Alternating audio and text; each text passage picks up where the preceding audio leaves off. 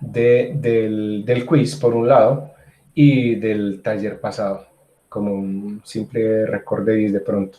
Porque pues efectivamente ese taller, todo les fue obviamente muy bien, y con esos administrador de tareas o el administrador de equipos o el administrador de hardware de los equipos a través de las herramientas administrativas en los sistemas operativos, sobre todo de Windows. Vale decir que aquí hasta ahora observo aparentemente que ninguno de ustedes usa Linux o Ubuntu, y en el semestre pasado me hicieron preguntas que tenían que ver con Linux y Ubuntu. Eh, sin contar, sin descontar también que muchos pueden trabajar en Macs, es mi caso. Yo por mi trabajo prácticamente trabajo en los tres sistemas operativos Mac, que es un Linux modificado, digámoslo así. El Linux con Ubuntu y con todas sus distribuciones, Fedora, Red Hat, todas esas plataformas. Y obviamente Windows, que es el más popular y difundido en el mundo. Vamos a hacer una retroalimentación entonces del quiz primero. Voy a compartirles la plataforma y navegaremos por ahí mirando a ver inicialmente lo del quiz. Como ustedes pueden ver, pues ya estamos prácticamente en el final de la asignatura arquitectura de computadores. Yo precisamente trato de ser lo más en los diagramas o en las fotos. Obviamente son fotos gratuitas, eh, que es del Commons, del CC, que es de libre distribución. Como empatizar un poco con lo que es la asignatura. A un lado tenemos el celular, al otro lado tenemos la tableta, el notebook o el laptop, el computador personal portátil y el computador de escritorio. Pues aquí lo asimilan como por unos equipos Mac, pero pues la marca y eso es hoy en día más de pronto irrelevante, o sea, es más lo que vamos a ver como hoy en la asignatura. Entonces, adentrémonos un poquito en lo que fue el quiz 6, el quiz 2, perdón, de la tutoría 6, que la vimos en la tutoría 6. Yo voy a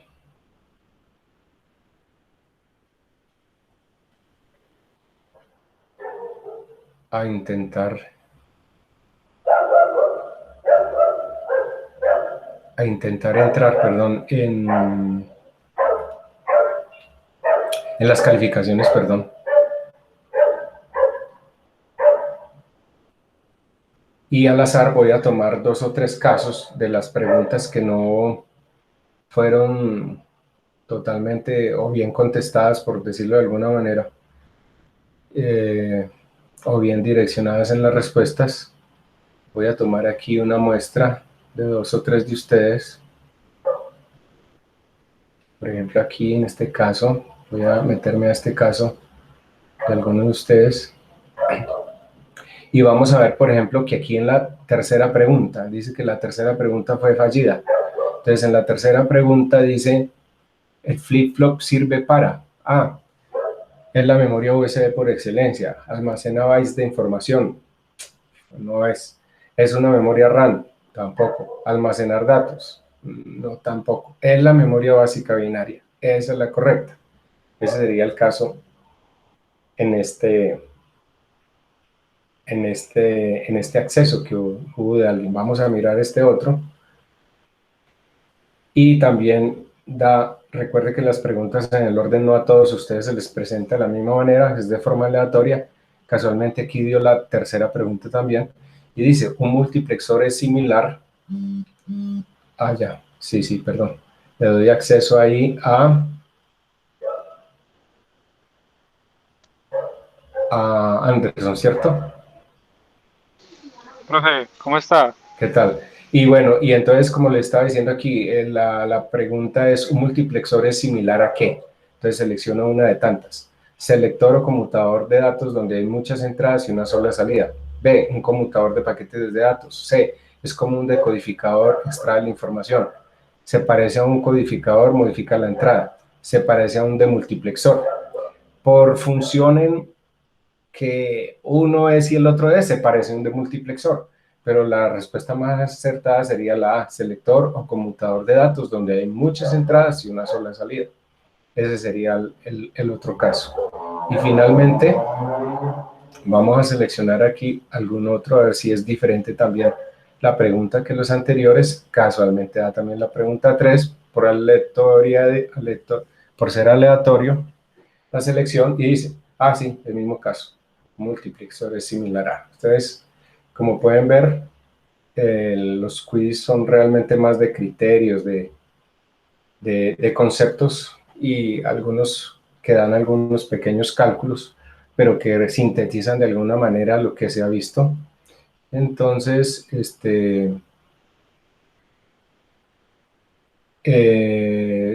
lo que buscamos es precisamente como de una forma inducida, por decirlo de otra manera, eh, llevarlos a una selección de preguntas y dar una respuesta lo más acertada posible dentro de esos criterios o conceptos que hemos dado a lo largo de toda la asignatura. Eso era por el lado del quiz 2.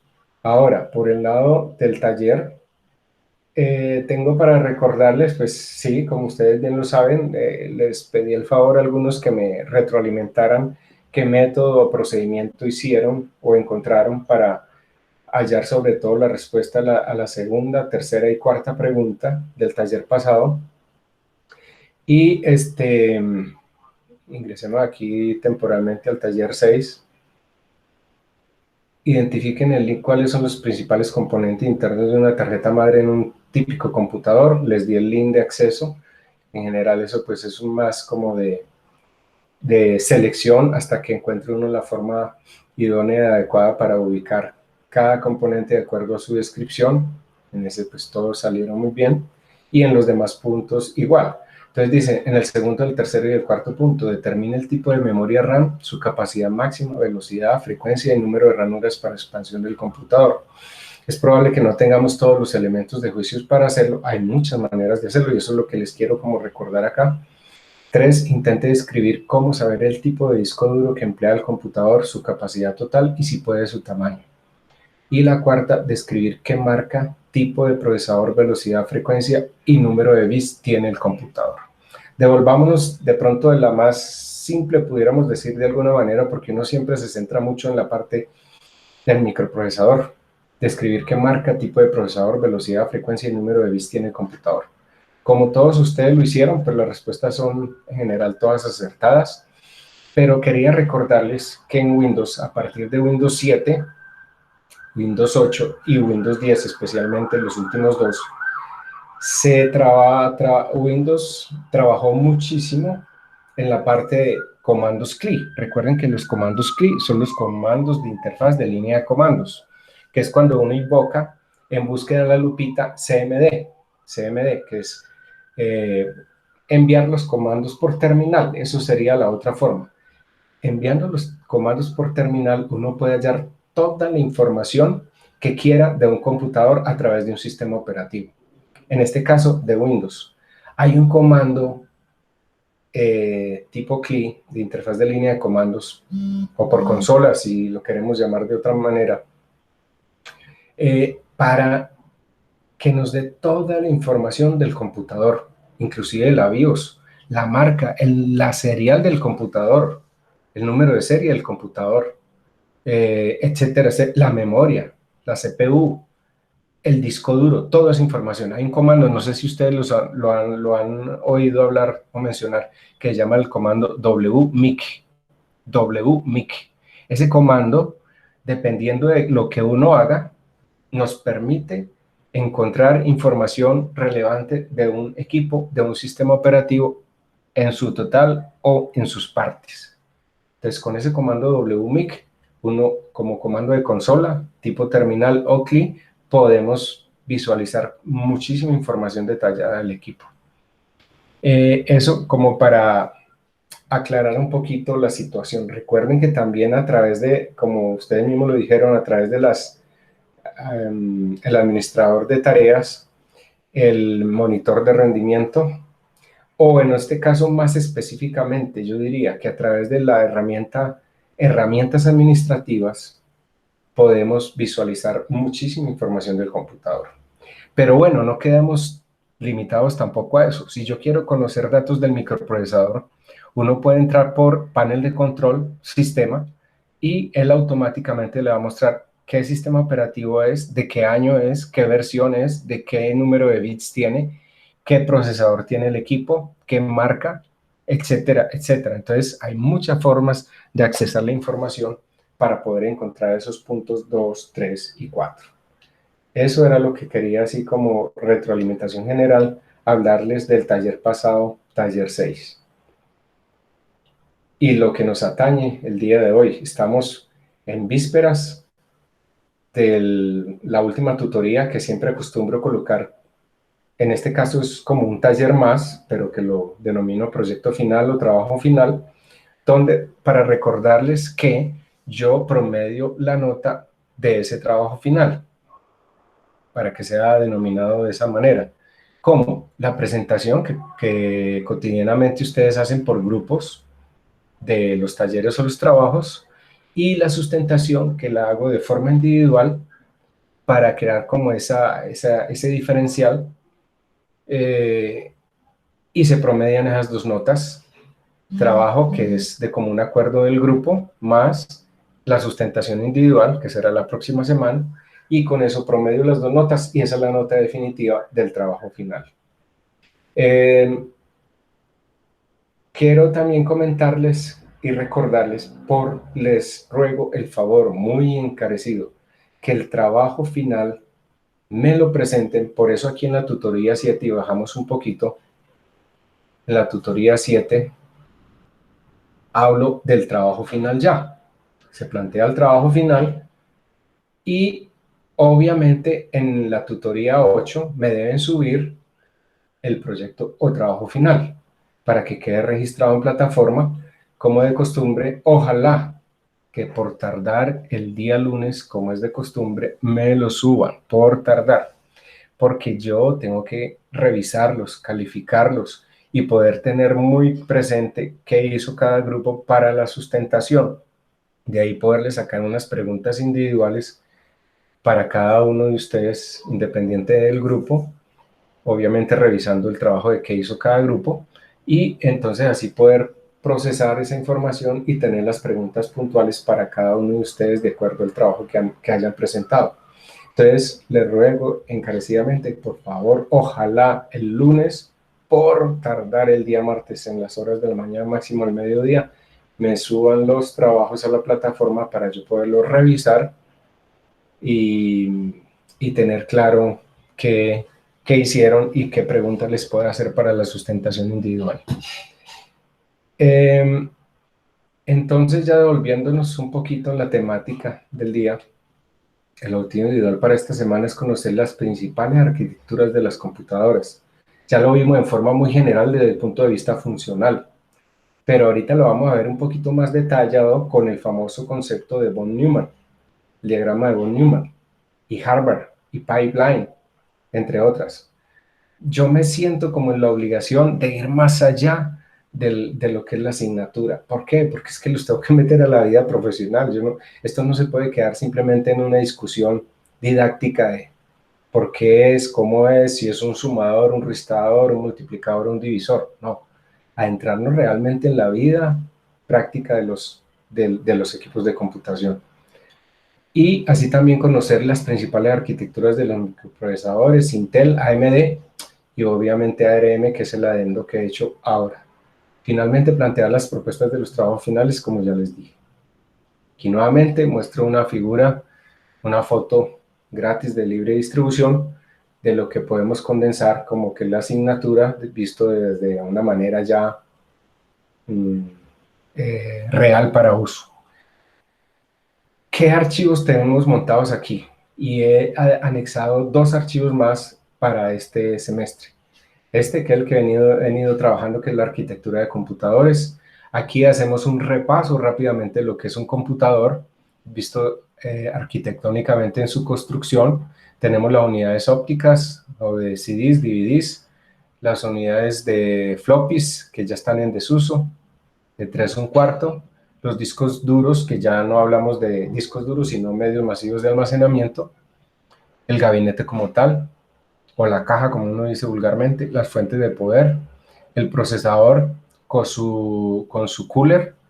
En el argot técnico uno habla mucho del cooler. El cooler es el ventilador que coloca uno sobre el procesador cuando estamos hablando de equipos de escritorio o de sobremesa. Y cuando estamos hablando de equipos portátiles, ya hablamos de un ventilador que se coloca a un lado con un disipador que tiene unos conductos de aire que van hasta el procesador para ventilarlo. Y esto, recordemos por parte funcional que el ventilador de un computador por lo general funciona como el ventilador de un carro. Ojo, ese ventilador cuando usted enciende el equipo, se enciende e inmediatamente se apaga porque el equipo está frío. Supongamos que el equipo no lo haya usado y está totalmente frío, está de una noche y llega al otro día, lo enciendo. Pero a medida que el equipo se va calentando, obviamente por su alta disipación de procesador, memoria, circuitos electrónicos y demás, se va calentando y entonces va sensándose la temperatura de todos esos componentes, de la CPU, de la GPU, del disco rígido o de los dispositivos chips diferentes que tiene la tarjeta madre. Y eso, a medida que aumenta la temperatura, él tiene unos sensores de temperatura para disparar el ventilador. Igualitico que en un carro. En el carro se empieza como a calentar y entonces se dispara el ventilador. Se regula la temperatura y vuelve y se apaga. Y así sucesivamente. Así funciona el ventilador o los coolers en los computadores. La tarjeta de gráficas, la tarjeta de sonido, la tarjeta de red y la tarjeta madre. Eso como un repaso general muy a paso resumido de lo que sería la arquitectura de un computador. Pero metamos ya en materia dentro de lo que sería el computador como tal. Entonces yo quiero mostrarles, permítanme un momento, los archivos que vamos a ver hoy y me devuelvo a ese archivo que se llama arquitectura de computadores. Volviendo aquí a la plataforma, entonces tenemos ese que llama arquitectura de computadores, otro que llama la arquitectura de von Neumann, Harvard Pipeline, y les voy a decir por qué son tan usados. Todas las arquitecturas, obviamente la que reina es von Neumann, por supuesto hoy día. Aquí les mostré la gráfica de lo que es la arquitectura de von Neumann, que hasta nuestros días se usa todavía. La arquitectura de microprocesadores actuales, esto en el punto de vista de construcción del microprocesador como tal, y la arquitectura de los microprocesadores por familias, o sea, por competidores, Intel, AMD y ARM. Y luego les hablaré un poco del trabajo final y el taller 7. Como de costumbre, haré una introducción para el taller 7 que tenga que ver directamente con la práctica del día de hoy. Aquí básicamente lo que vamos a tratar de usar es sus equipos. Se me olvidó recordarles tal vez antes de la tutoría de hoy que no sé si de pronto pueda interferir esta práctica porque ustedes directamente lo van a hacer sobre el computador o que se pongan de acuerdo quién va a correr la prueba en qué computador. Si tenemos un grupo de 2, pues lo usan en uno solo, o si tienen un grupo de 3, de pronto lo pueden usar en 2 y otro que no. Les voy a decir por qué. Porque de pronto estas pruebas generan una fatiga a los equipos y en X o Y condición se podrían bloquear. Entonces, esas pruebas que le vamos a hacer de desempeño al equipo podrían bloquearlos y por eso es que me atrevo a decir que sería conveniente que no todos hicieran las pruebas. Si se arriesgan, háganlo, pero estarían corriendo el riesgo de pronto se les bloquee el equipo por fatiga o por exceso, por estrés, digámoslo así, estrés de las pruebas. Y entonces,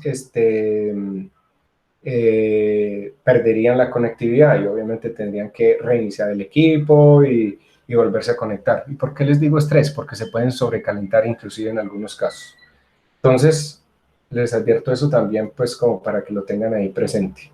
Entonces, devolvámonos ahora sí en lo que es arquitectura de computadores. Yo voy a abrir por acá mi archivo y efectivamente tengo el mismo problema, el mismo dilema de días pasados. Entonces, directamente lo voy a bajar de la plataforma. Permítanme.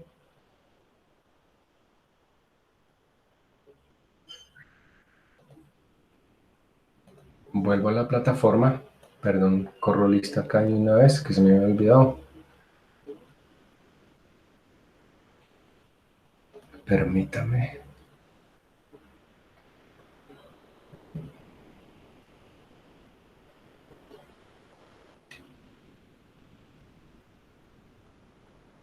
Y bajemos de la plataforma, entonces, ese archivo, arquitectura de computadores. Si ustedes quieren, abran ese archivo también ahí en la plataforma, en sus sitios donde se encuentra.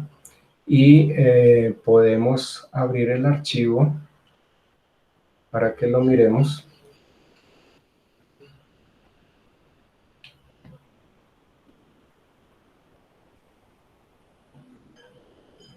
Ahí ya lo estoy abriendo.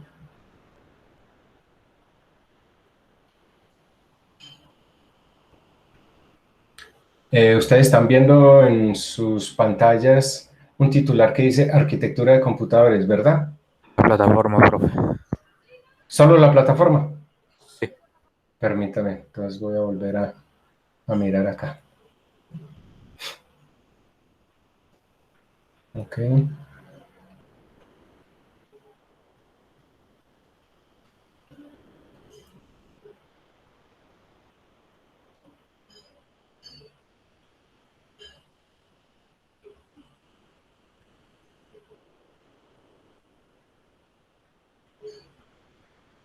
Les pido el favor entonces que abran ese archivo que se llama arquitectura de computadores, porque no sé si ustedes lo alcanzan a visualizar ahí, y si no les pido el favor que abran la plataforma porque tengo el mismo problema de hace 3 tutorías que lo fui a abrir y no me dejó compartir, no me lo dejó compartir.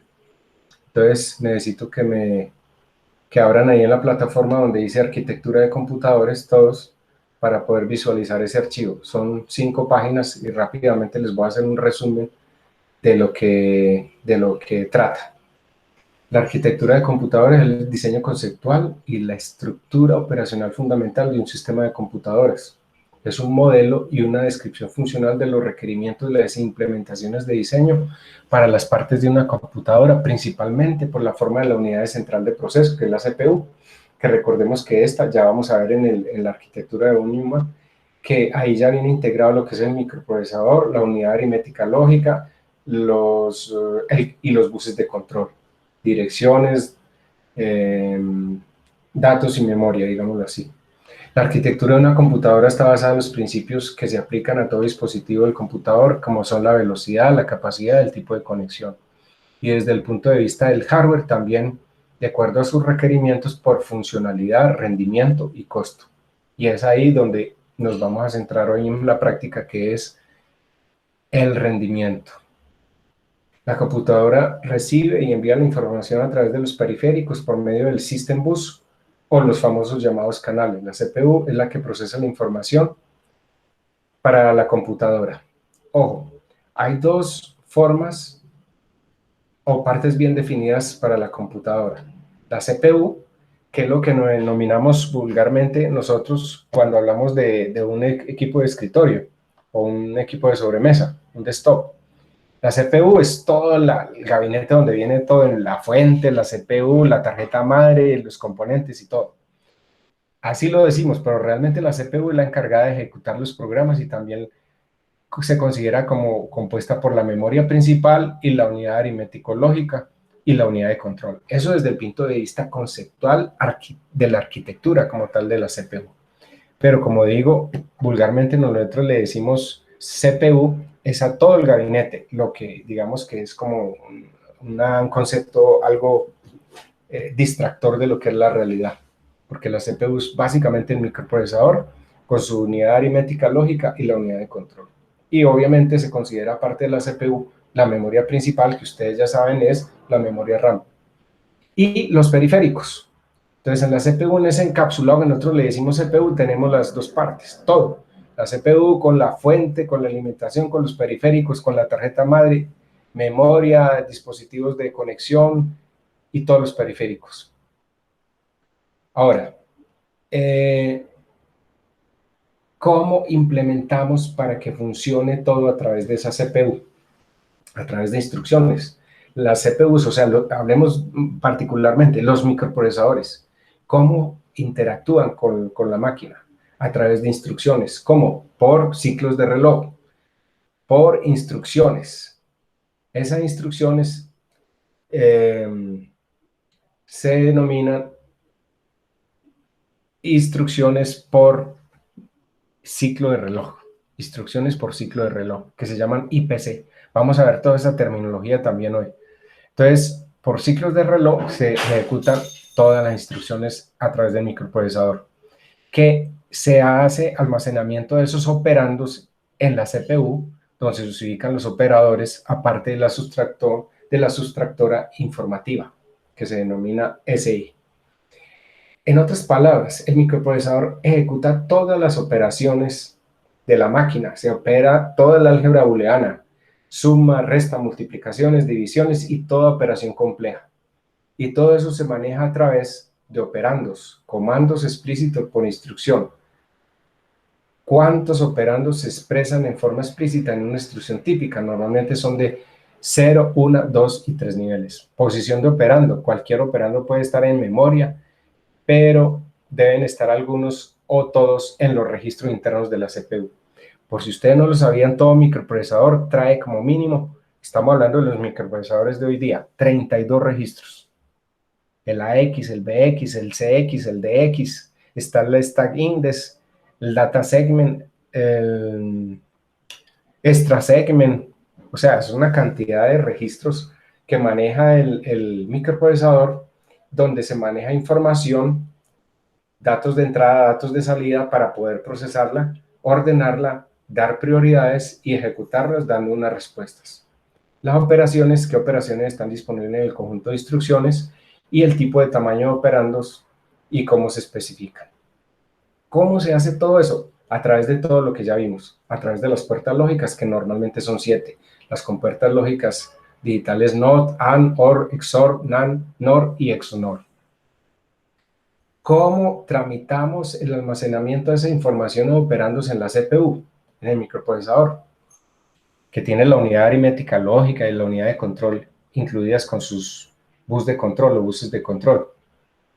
A través de 3 conceptos, uno que se llama acumulador, otro conjunto de registros y memoria. En otra palabra, lo que se denominaría de forma genérica como apilamiento, acumulación y registro. Cambiemos esas 3 palabras de arriba. Acumulador, conjunto de registros y memoria, como apilamiento, acumuladores y registros.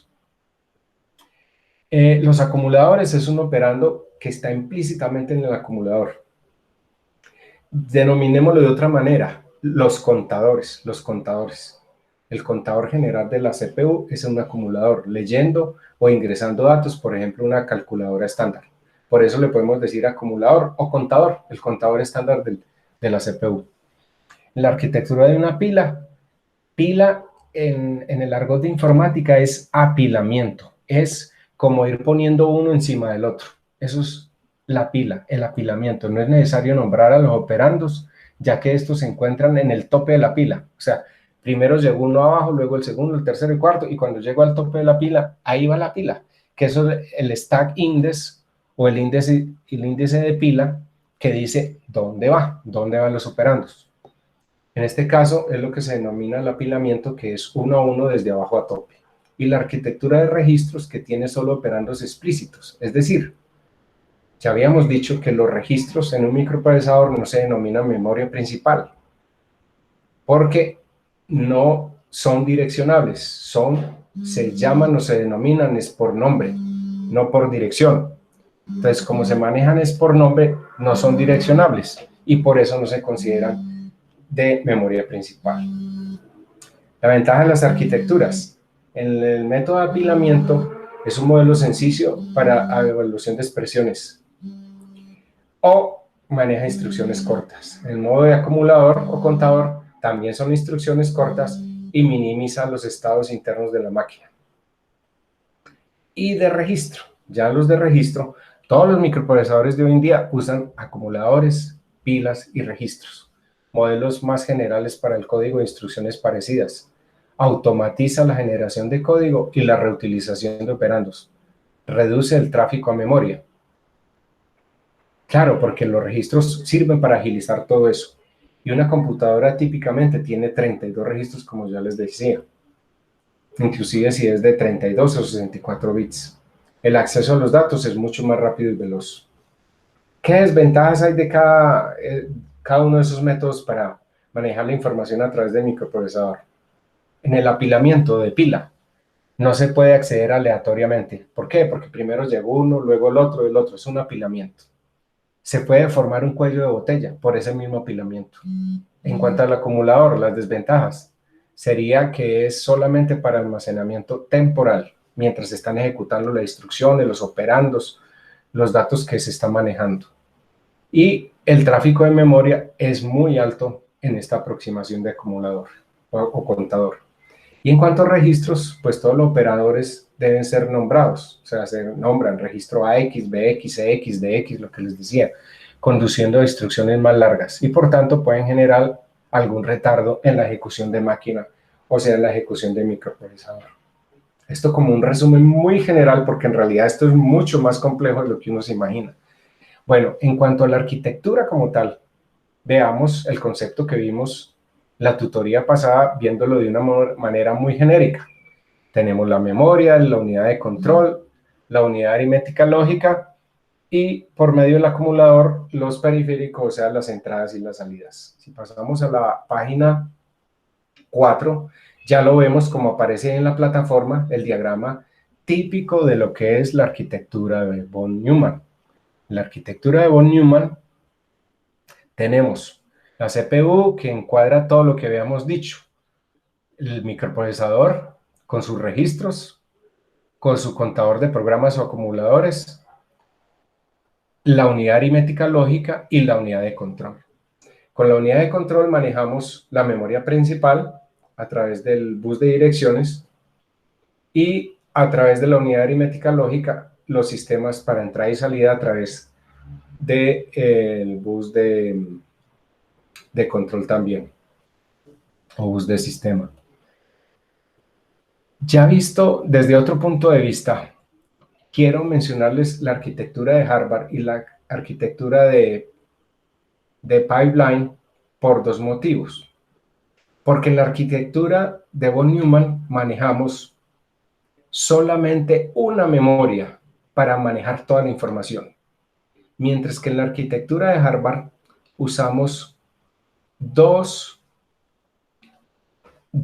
tipos de dispositivos. La arquitectura de Harvard, que es al final de la página, al principio de la página 5. Usamos dos tipos de memoria, una memoria para las instrucciones y otra memoria para los datos. ¿Sí? Esa arquitectura de Harvard es muy usada en equipos en electrónica se llama DSP, procesadores de señales digitales. ¿Y saben dónde se usa mucho la arquitectura de Harvard? En los celulares, en los módems, en los moduladores de moduladores, en los códecs, porque ellos codifican, decodifican, multiplexan, demultiplexan, o modulan, demodulan.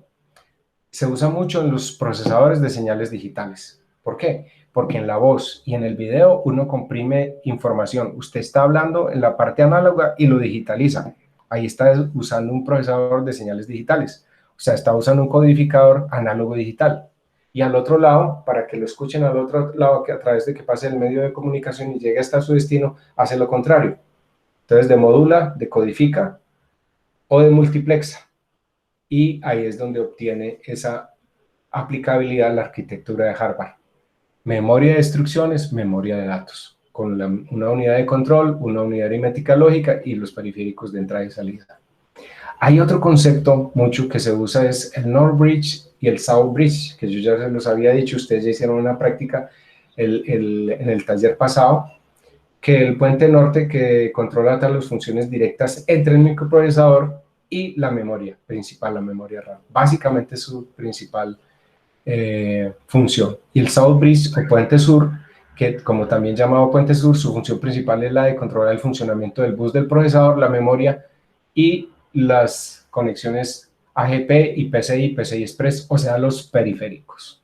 Entonces, North Bridge, o sea, el puente norte, procesador, memoria, South Bridge y control, y el South Bridge, puente sur, acceso desde el procesador hacia la memoria y los periféricos.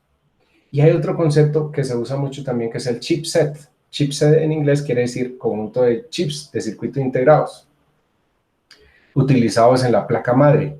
Cada tarjeta madre o placa madre, que en inglés le decimos la motherboard, es aquella que tiene todo lo que contiene la CPU. Ahí se interconecta todo la CPU, todos los periféricos, USB, ratón, pantalla, medios masivos de almacenamiento, el microprocesador, la memoria RAM, el puente norte, el puente sur, la BIOS, etc. El chipset es lo que determina en una tecnología, en una marca, en un fabricante, qué familia de circuitos integrados tiene esa máquina. Por ejemplo, en una máquina Hewlett Packard, el chipset HP referencia tal, modelo tal. Eso por un lado. Desde el punto de vista constructivo de los microprocesadores hay otra cosa que se llama el socket, que ustedes ya lo vieron también como práctica en la clase pasada. El socket es la parte donde es alojado el microprocesador. Y hay familias, de acuerdo a la marca, también de sockets. Por ejemplo, un socket para tarjetas madre de computadores de escritorio puede ser un socket 1150, 1155, etcétera, etcétera. El 1150 del 1155 es distintivo, por si no lo sabían, del número de pines que usa ese microprocesador. Bueno, eso era algo más que les quería comentar sobre lo que es el archivo general de arquitectura de computadores. Ahorita en esa arquitectura de von Neumann, Harvard y Pipeline ya les hice el resumen rápido. Aquí simplemente en la plataforma volvamos a compartir rápidamente. La plataforma, la arquitectura de von Neumann, que hasta nuestros días todavía prevalece,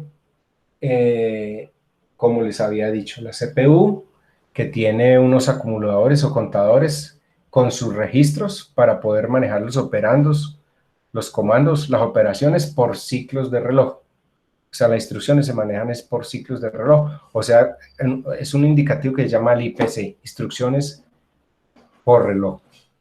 Y tenemos la unidad aritmética lógica, que se puede considerar está directamente dentro de la CPU, la unidad de procesamiento central, la unidad aritmética lógica y la unidad de control, que interactúa con la memoria principal, que ya sabemos es la memoria RAM, que ya hoy en día manejamos también memoria caché, L1, L2, L3 y ya en nuestros días L4.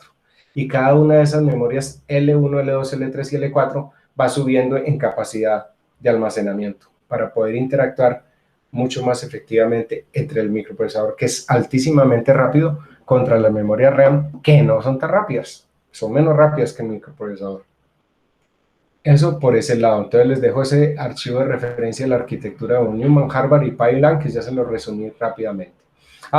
En lo de la arquitectura de Pipeline se usa mucho como buffers de memoria para canalizar información. Se usan esos mismos métodos de transmisión de información o recepción de información.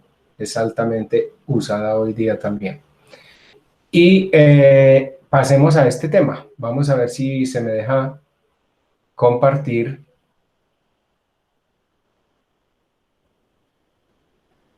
Permítanme un momentico.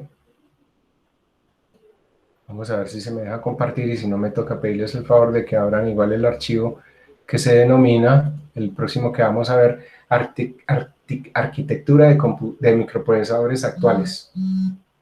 Arquitectura de microprocesadores actuales. Permítanme. Voy a abrir el archivo y vamos a ver si se me deja compartir. Perfecto. Podemos entonces... perdón, me equivoqué de archivo.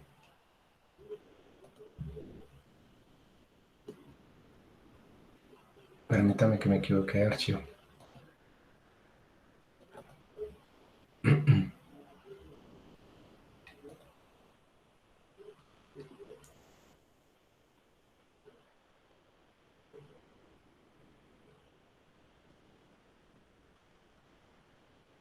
Es que estaba viendo el archivo que no es. Permítame. Arquitectura de microprocesadores. Ahora sí. Arquitectura de microprocesadores actuales. La arquitectura de microprocesadores actuales, ¿a qué me refiero yo con esto? A la parte constructiva. A la parte constructiva que se llama tecnología RISC y CISC. Arquitectura, ¿ustedes me están escuchando? ¿Y están viendo la compartición del archivo que les estoy mostrando en plataforma? Sí, profe. Ok. En la arquitectura de microprocesadores, desde el punto de vista constructivo, manejamos dos tecnologías, tecnología RISC y tecnología CISC. Tecnología RISC, que es con lo que está arrasando hoy día ARM, y por eso lo quise traer a colación. Y tecnología CISC. Tecnología CISC quiere decir arquitectura computacional, del inglés Complex Instruction Set Computer, que quiere decir computador con conjunto de instrucciones complejas. Eso es la tecnología CISC, que es con la que trabaja Intel normalmente. Y la tecnología RISC, aunque los últimos microprocesadores de Intel creo que también están acondicionando a sus tecnologías en RISC. Les voy a dar el motivo por el cual.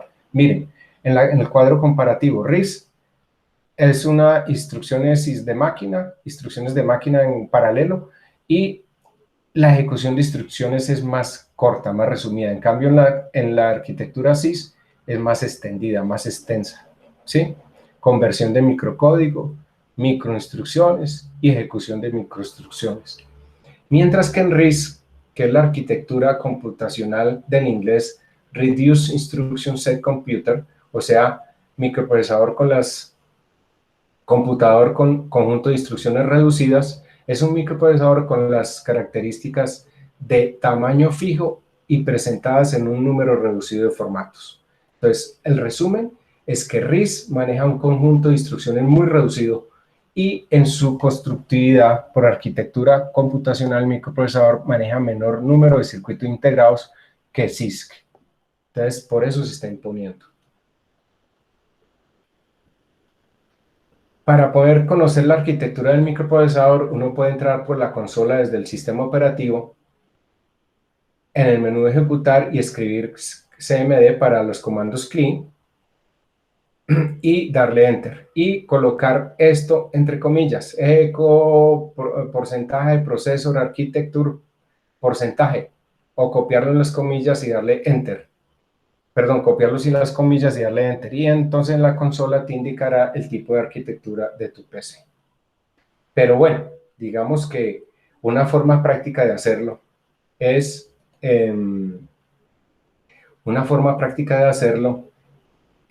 con, como les había dicho, con panel de control, sistema, y en sistema les aparece qué sistema operativo está cargado, qué procesador trae, qué familia es, qué modelo, qué frecuencia maneja y el número de bits que tiene el equipo. O sea, la arquitectura del microprocesador, eso en una forma resumida.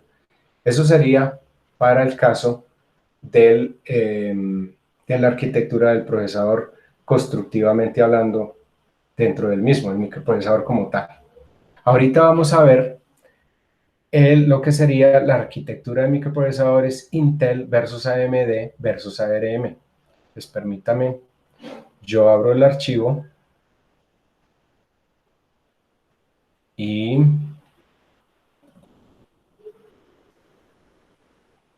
voy a compartirles por plataforma ese archivo también.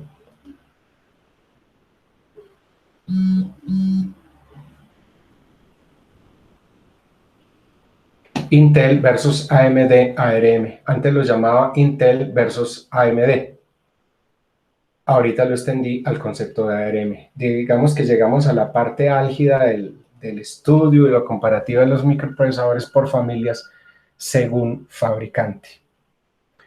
Antes que nada vamos a repasar las arquitecturas y los procesos de fabricación que se utilizan actualmente en los microprocesadores Intel y AMD principalmente, aunque antes del final del documento incluí el tema de los microprocesadores ARM, ya que nos permitirá asimilar fácilmente las particularidades básicas de cada generación. Aquí yo hago un resumen en esta primera página de lo que son las tecnologías Intel y AMD, pero vuelvo y le repito, por ahí al final les anexé.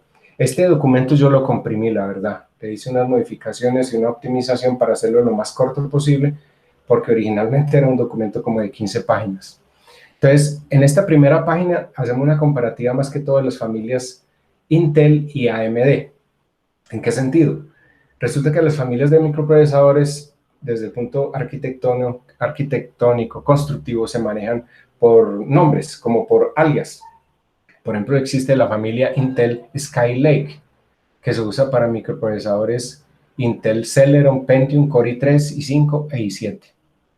La Kaby Lake, que se usa también, pero, bueno, en su forma constructiva es de 14 nanómetros, o sea, son microscópicos la tecnología. Está también para similares Core i3, Core i5, Core i7. La Broadwell I, basada en procesamiento también de 14 nanómetros en constructividad y utilizada en la gama Core i7 Extreme. Recuerde que el Core i7 Extreme se usa para cálculos muy complejos y gamers, o sea, cosas muy pesadas. Un escalafón por detrás de esa gama está el Skylake X, que es la que describimos a continuación, que también es de 14 nanómetros en constructividad y utiliza los nuevos Core i7 Extreme y Core i9 Extreme. Elevan el rendimiento bruto y núcleos hasta de 18 a 36 núcleos. 18 núcleos, 36 hilos. Cuando uno dice hasta 18, quiere decir 18 núcleos, o sea, 18 cabezas, 36 hilos. Recordemos que hilos es como procesamiento paralelo, que en inglés es el threading o multithreading que ya les expliqué la semana pasada. ¿De acuerdo?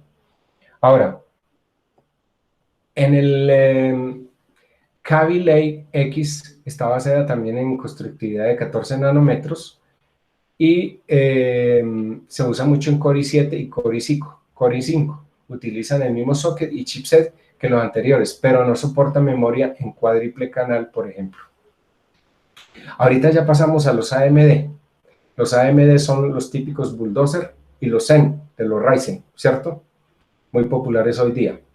Los Bulldozer muy en constructividad de 32 nanómetros, o sea, un poquito más gruesos que los de tecnología Intel, se caracterizan por esos microprocesadores que venían en Athlon, FX, la serie CX y las APUs, que eran las unidades de procesamiento anexas gráficas al procesador, o sea, como empotradas. En este grupo incluimos todos los derivados de la arquitectura Bulldozer, como Steamroller y Excavator, que introdujeron pequeñas mejoras a nivel de la IPC. Recuerden que la IPC, ya les había comentado, es las instrucciones por reloj.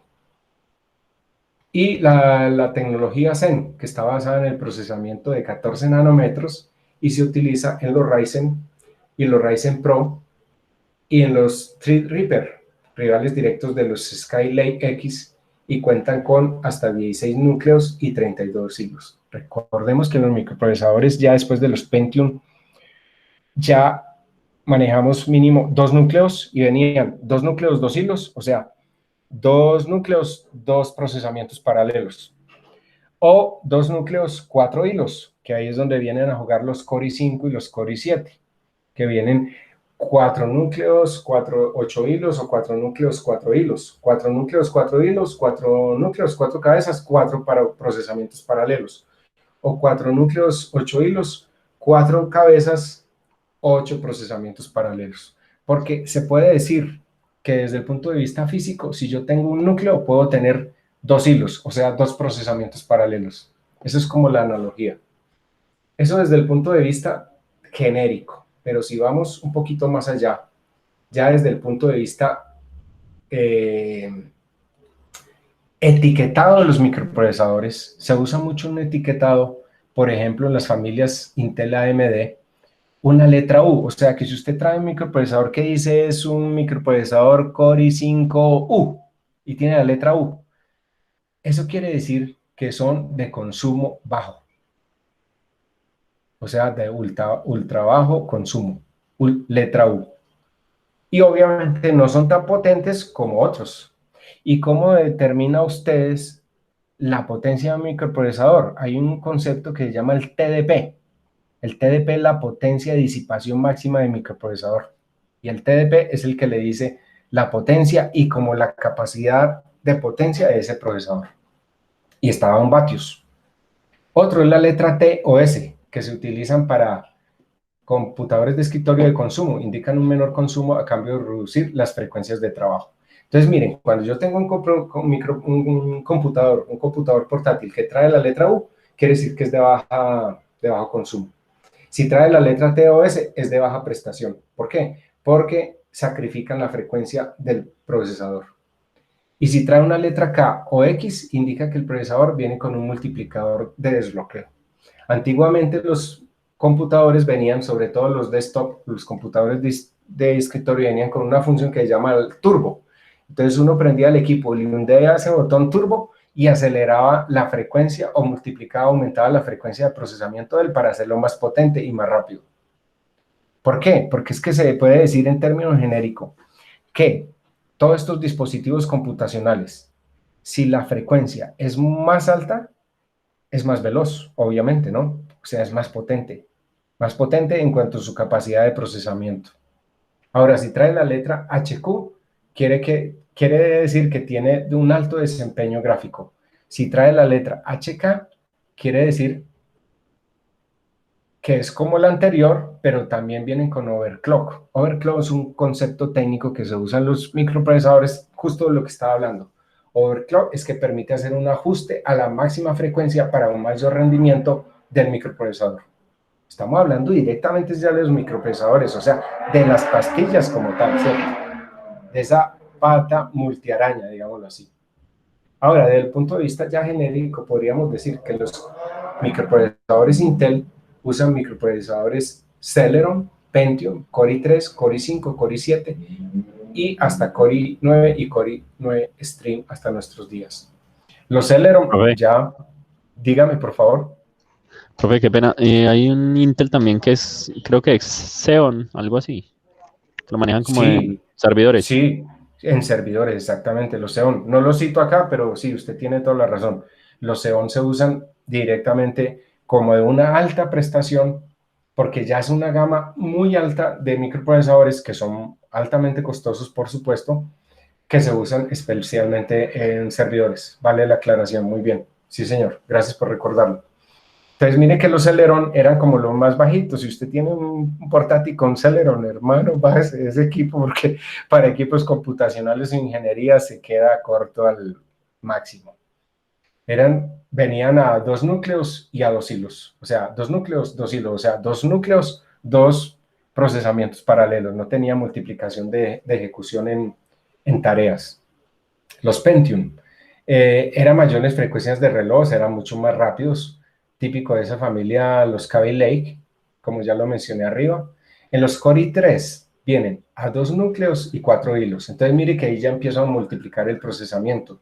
2 núcleos, 2 cabezas, 4 hilos. O sea, 2 núcleos, 2 cabezas, 4 procesamientos paralelos. O sea que prácticamente cada núcleo o cada cabeza se hace responsable por 2 operaciones paralelas. ¿De acuerdo? ¿Para qué? Para hacerlos más poderosos, más efectivos, de mejor rendimiento, más alto rendimiento. Sirven para jugar y para trabajar. Los Core i5. Miren que hay un paralelismo entre lo que es el Core i5 y el Core i7. No quiere decir que porque usted tenga un Core i7 es más poderoso que un Core i5. Si usted tiene un Core i7 de quinta o sexta generación, ese puede pasarlo por encima a un Core i5 de octava o de décima generación, que ya los hay. Por ejemplo, hay muchos computadores portátiles gamers con Core i5 de octava y de décima generación. Lo mismo hay Core i7 de octava y décima generación. Entonces el Core i5 típicamente sirve para hacer cualquier cosa. Vienen de 4 núcleos y 4 hilos, típicamente. Los modelos U, como lo dije arriba, tienen solamente 2 núcleos y 4 hilos. Entonces, ojo, si no traen la letra U, vienen de 4 núcleos y 4 hilos. O sea, 4 núcleos, cada núcleo responde por su propio procesamiento, digámoslo así. Y si viene con la letra U, solamente vienen de 2 núcleos y 4 hilos, donde cada núcleo se responsabiliza por 2 procesamientos paralelos. Entonces, mire cómo se va haciendo esa comparativa. En los Core i7 vienen típicamente de 4 núcleos y 8 hilos. Ahí ya hay una diferencia relativamente marcada con los Core i5, porque típicamente el Core i5 viene 4 núcleos, 4 hilos, y el Core i7 viene 4 núcleos, 8 hilos. O sea que cada cabeza o cada núcleo de un Core i7 se hace responsable por procesamiento doble, paralelo, por 2. Bueno, los Core i7 que vienen con la letra U tienen 2 núcleos y 4 hilos, que vendrían a ser el equivalente como un Core i5. Bueno, el Core i7 y Core i9 String vienen a 6, entre 6 y 18 núcleos. Entonces miren que no necesariamente esos Xeon que comentó ¿quién fue el que me habló, perdón? Edir, sí, correcto. Edir, cuando no necesariamente porque usted tenga un Xeon, quiere decir que solamente eso es para servidores. Hay Core i7 y Core i9 String que sirven para servidores, por esta razón, porque vienen entre 6 y 18 núcleos. Y cuando yo hablo entre 6 y 18 núcleos, supongamos que hablamos de 6 núcleos, puede ser a 12 hilos. Si trae 18 núcleos, 36 hilos. Ustedes se imaginan un microprocesador de eso. Obviamente son muy costosos también y se usan en servidores igual. ¿Ya? Soportan memorias de cuádruple canal y disponen de más líneas para PCI Express. Ahora, dentro de la familia de procesadores AMD, tendríamos, y este fue un adendo que coloqué precisamente en cuanto al historial, porque uno se pregunta, bueno, ¿quién es mejor? ¿Un equipo AMD con Athlon o con Centrum? Históricamente salieron primero los Centrum, o sea, son mucho más antiguos. Luego vinieron los Athlon, que fueron equipos relativamente muy buenos, que todavía hay en el mercado. Todavía hay existencias de esos equipos, Athlon. Luego vinieron los Phenom. Entonces, si yo tengo un equipo con un Phenom 2, obviamente es mucho mejor que tener un Athlon o un Centrum. Y vinieron luego las series A y las series FX. Quiero hacer como un paréntesis aquí, porque hay un paradigma, o más bien como un tabú urbano, que dicen que todos los computadores compact son malos. Les cuento, yo tengo un computador compact del 2008, que es con procesador Intel, y todavía lo tengo vivito y coleando. Con ese es el que hago todas mis pruebas en alguno de estos sistemas operativos y con Linux, con Ubuntu. Lo tengo con esos 2 sistemas operativos. Y en este que es en el que yo trabajo, acá para la universidad, es un MacBook, que lo tengo por un lado como Mac y por el otro lado por Windows. Y lo que les decía, no porque sea compact, que eso le quedó como ese tabú urbano, decía que los compact eran muy malos. Ojo, y ahí es donde viene la diferencia. Todos los computadores portátiles que venían en esas épocas con las series A o las series FX de microprocesadores AMD, porque los venían en los dos formatos, para Intel o AMD, porque mire que ustedes en el mercado van y compran o el microcomputador con Intel o con AMD. Todos los que venían con esas series tenían un pecado mortal, la disipación de potencia, AMD. Los microprocesadores AMD porcentualmente parece que disipan mucha más potencia que los microprocesadores Intel. Y en esas familias y en esos microcomputadores que venían AMD, se jodía mucho la tarjeta de video por temperatura, por problemas de ventilación, por disipación de potencia. Entonces, no todos los computadores compact son malos, más bien esos que venían con esos procesadores AMD, pero no porque les quiera hacer mala propaganda, sino que eso está todo en estadísticas de funcionamiento, de comportamiento en el tiempo. Todo lo que era la familia Series A y Series FX molestaron mucho hasta la familia 6000 y creo que hasta la 7000 en los AMD. Entonces se creó ese tabú urbano en que los computadores compact eran muy malos. Y yo siempre he dicho que ese es para mí el otro paradigma.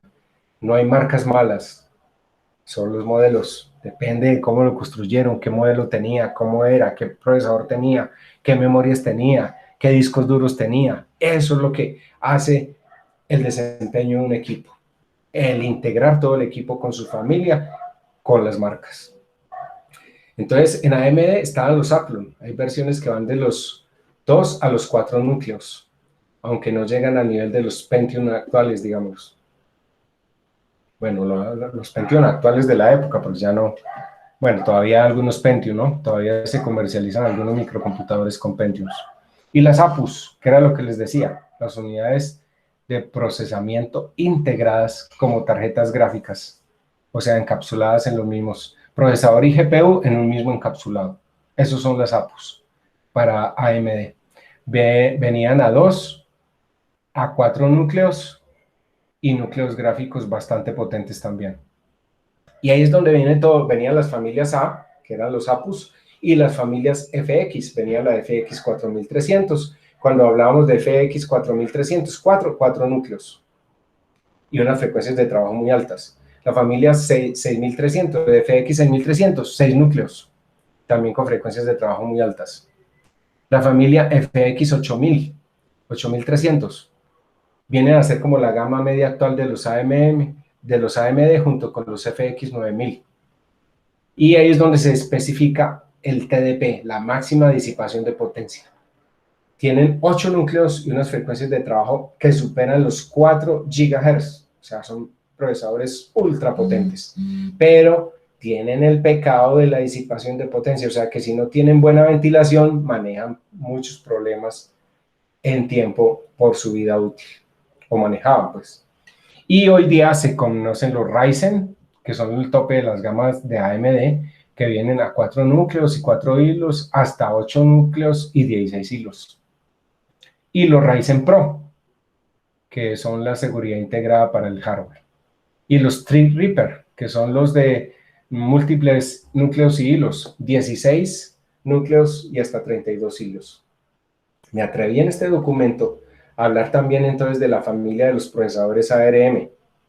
En los ARM les puse esta referencia de Wikipedia porque ahí se habla de todo el historial de ARM y por eso me atreví a meterlo aquí dentro del documento.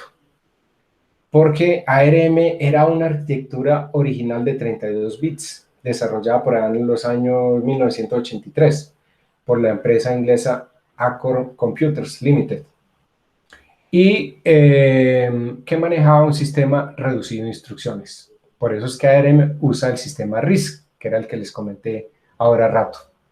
La arquitectura de ARM es el conjunto de instrucciones de hoy día ya de 32 y 64 bits, más ampliamente utilizado en unidades producidas para dispositivos móviles.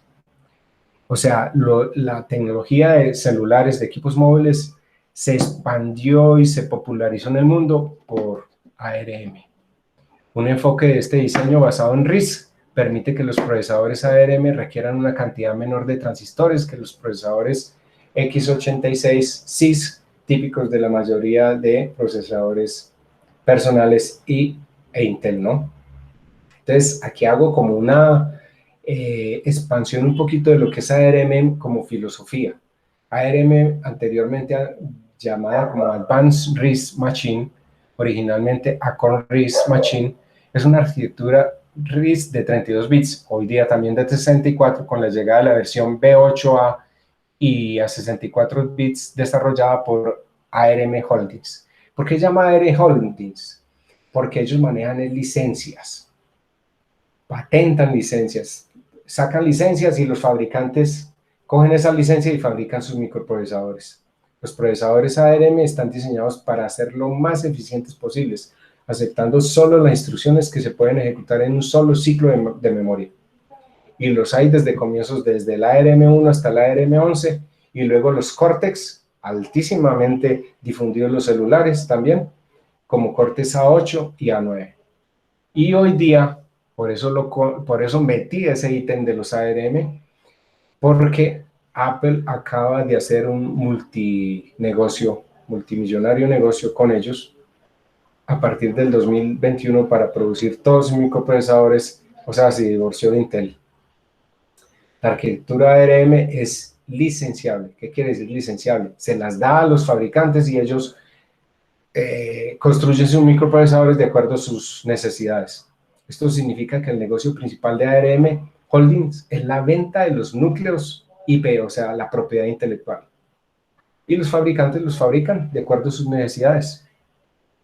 Dentro de ellos están Alcatel-Lucent, Apple, Applied Micro, Atmel, Broadcom, Cirrus Logic, Digital Equipment Corporation, Ember, Energy Micro, Freescale, Intel, también Nokia, Nuvoton, Nvidia, por las tarjetas graficadoras, X4, GeForce, Sony, MediaTek. Mire que hay muchos celulares con tecnología marca MediaTek que se llama MTK, ¿cierto? No sé si los conocen, que yo he trabajado mucho también con celulares. NXP, antes Philips Semiconductor, Oki, ON Semiconductor, Qualcomm, todos los microprocesadores de Samsung casi siempre y muchos de competencia con Qualcomm, Samsung, Sharp, STM Microelectronics, Symbios, Logic, Texas Instruments, Yamaha, C-Labs. Y los procesadores ARM son desarrollados para ARM y los titulares de las licencias son prominentes familias de microprocesadores que vienen, como ya los decía, desde el ARM1 hasta el ARM11, el B8A, Cortex, y entre ellos contamos como Marvell Technology, Nvidia, Tegra, Qualcomm, Snapdragon, Texas Instruments, Samsung, Exynos también, Apple con sus microprocesadores AX, Ericsson, Nova, Huawei también, e Intel Medfield. Vale aclarar aquí que Estados Unidos está presionando fuertemente para que estas compañías británicas, en este caso, le quiten las licencias a Huawei para que queden en la olla la producción de microprocesadores. Y dicen que ellos se demoran más o menos entre 2 y 4 años para desarrollar su propia tecnología. Entonces, mire que esto de la tecnología es una cosa bárbara. Ahora, en la aproximación de tecnologías entre Intel y AMD está los Core 2 Duo y los Atom 64. O sea, Core 2 Duo, Intel, Atom 64 por 2, AMD. Los Intel Core de primera generación se asimilarían como los Core i3 530, 750, 920 con los Phenom 2, ¿sí? Phenom 2 de AMD. Ahora, los Intel Core de segunda generación serían con los FX, con las series FX de... Cuando uno habla de segunda generación, son todos los series 2000, 2320, 2330, 2340, los Intel Core, ¿cierto? Y los FX 6300, 4300, 8300 de los AMD. Ahora, los de tercera generación de Intel Core, que serían todas las series 3000, no tienen como un equivalente, serían prácticamente como los mismos de segunda generación. Pasaron como sin pena ni gloria en los Intel. Los Intel de cuarta generación, que los serie 4000, como los Sandy Bridge, la familia Sandy Bridge, serían como los AMD FX familia 8350, que sería como un Core i5 4460. O sea, cuando decimos Core i5 4460, quiere decir que es un Core i5 de cuarta generación, ¿ya? Los de quinta generación tienen un salto que como ni pena ni gloria a los de sexta generación, que son los asimilables como los AMD Ryzen o FX de alta gama. Ya hoy en día estamos hablando de los Core, Intel Core de séptima, octava y hasta de novena y décima generación.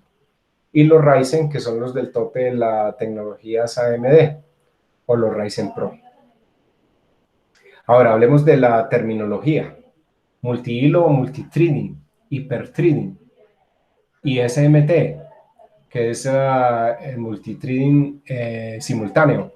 O sea, el procesamiento paralelo o de hilos, de ejecución o procesamiento paralelo. Si un hilo deja de correr, no se cae o aborta la ejecución. Son ejecutados secuencialmente. Para que se procese una información, se procesa un hilo de instrucciones sobre esa información. ¿Para qué se hace ese procesamiento multithreading o multihilos?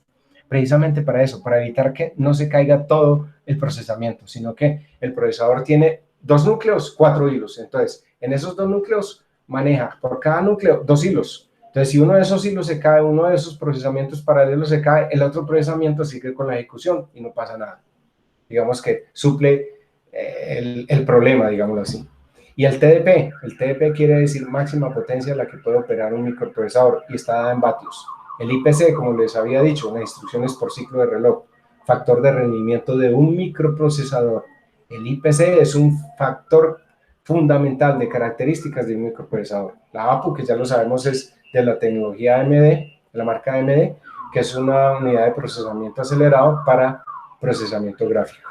La GPU, que es la unidad de procesamiento gráfico, y el multiplicador de CPU, que no es más que un overclock, que es para aumentar la frecuencia de procesamiento del procesador y hacerlo más rendidor, más rápido, mucho más potente.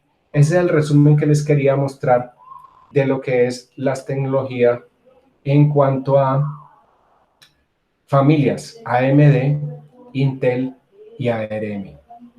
¿Qué nos falta? Nos falta, devolvamos aquí a la plataforma, nos falta la plataforma,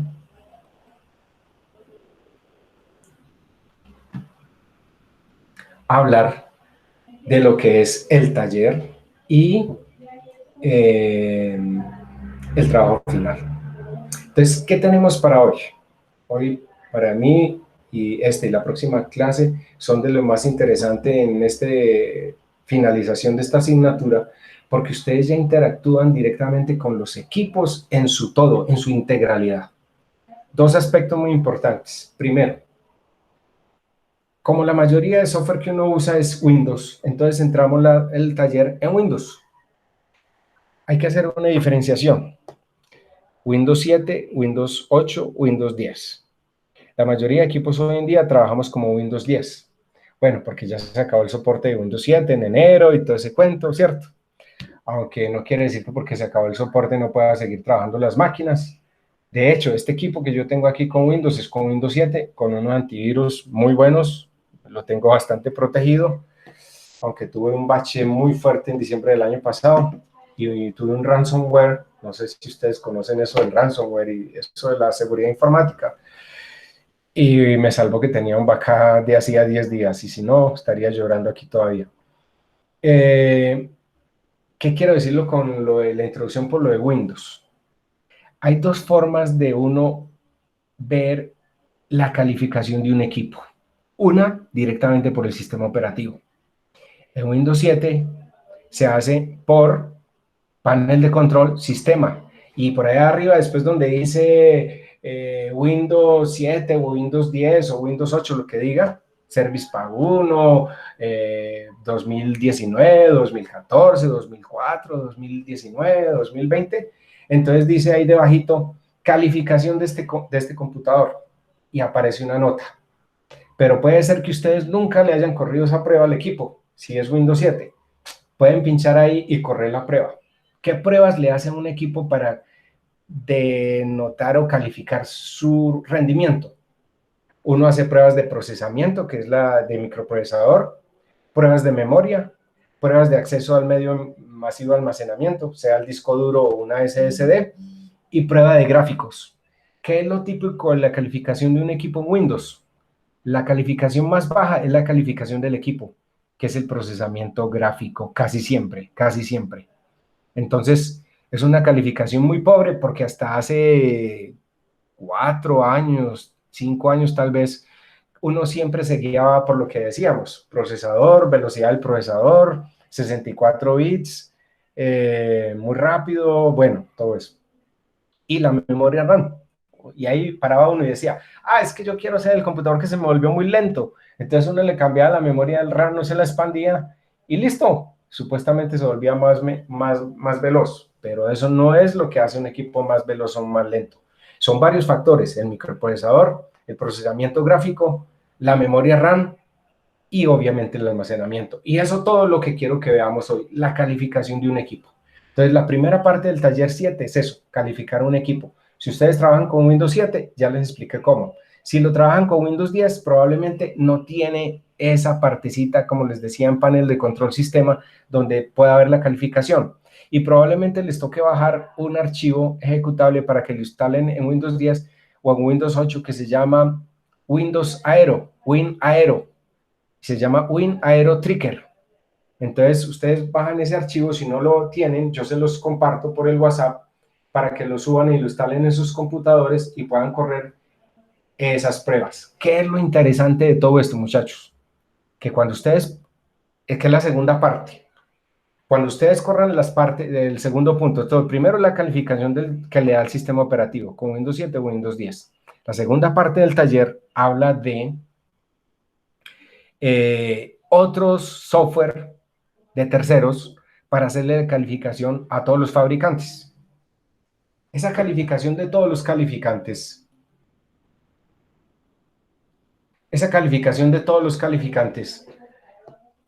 que son software de terceros, le hacen todas las pruebas al equipo. Lo mismo que hace el Windows, pero de una manera como más extensa, pudiéramos decir.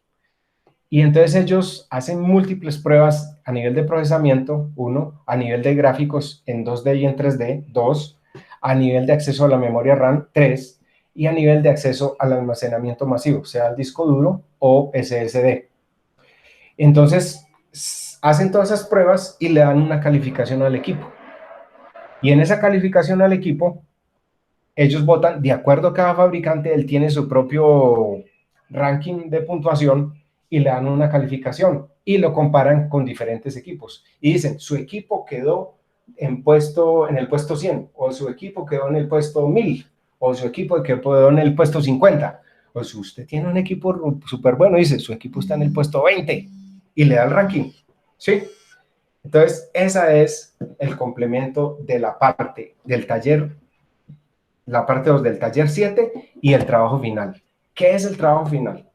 El trabajo final es, con ese software de terceros, ustedes, ahorita, después del descanso, los guío para que, digámoslo así, puedan escudriñar 2 o 3 de esos software. Por ejemplo, le hablo mucho del Geekbench, del Antutu, que se pueden usar tanto para móviles, o sea, para celulares como para computadores. El Geekbench es muy bueno también, y hay un tercero muy bueno también. No quiere decir que los otros sean malos. Con AIDA 64 también lo pueden hacer. Lo que pasa con el AIDA es que casi siempre lo que uno baja es un software de prueba y tiene limitaciones. Pero con estos otros softwares ustedes pueden hacer todas las pruebas. Entonces, la segunda parte del taller 7, ¿en qué consiste? Consiste en que con un programa también que se llama el PET 7 Beta para Windows 7 o el PET solamente, Performance PET quiere decir Performance, o sea, prueba de desempeño del equipo, lo pueden hacer también para Windows 10 y hacerle todas las pruebas al computador. Lo mismo que hicieron para Windows, pero con el software de un tercero, y que ustedes califiquen al equipo y vean qué desempeño tiene el equipo. Eso es el taller del día de hoy. Y eso es el complemento del trabajo final, que es, por lo menos en 2 equipos diferentes para el trabajo final, hacer esas pruebas con el mismo software. Por decir algo, si ustedes le van a hacer la prueba a un celular para el trabajo final y a uno de sus computadores para el trabajo final, usen Antutu. Ustedes bajan el Antutu en el celular y Antutu para el computador. y le hacen todas las pruebas. O en ese caso, con el Geekbench también lo pueden hacer para el celular y para el computador. O si solo se lo quieren hacer dos computadores, tienen dos computadores, se lo hacen a dos computadores y hacen la comparación y me dicen cuáles son las conclusiones de eso. Eso es el trabajo final. Entonces, muchachos, eso es más o menos lo que les quería hablar hoy de todo, como ya la conclusión, la condensación de todo, la asignatura reflejada en trabajos prácticos para la vida práctica de lo que es la arquitectura de computadores, mirándolos como un rendimiento, como un todo, para ver su desempeño y calificarlos, que les sirva para la vida futura, para ustedes poder tomar una determinación de qué equipo es el que necesitan para reemplazar como un servidor, como una workstation, una estación de trabajo, o como un computador para su casa, para un familiar, para la oficina, para recomendarle a alguien, decirle, vea, esto se califica, es por una cosa que se llama el benchmarking, ¿no? El benchmarking de los computadores o de los equipos móviles para determinar su comportamiento, su calificación dentro de un ranking mundial. Eso es lo que yo quiero que ustedes aprendan a hacer, muchachos, entre hoy y la próxima clase.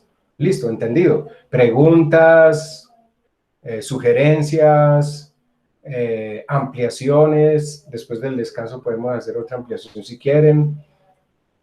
Estoy para oír.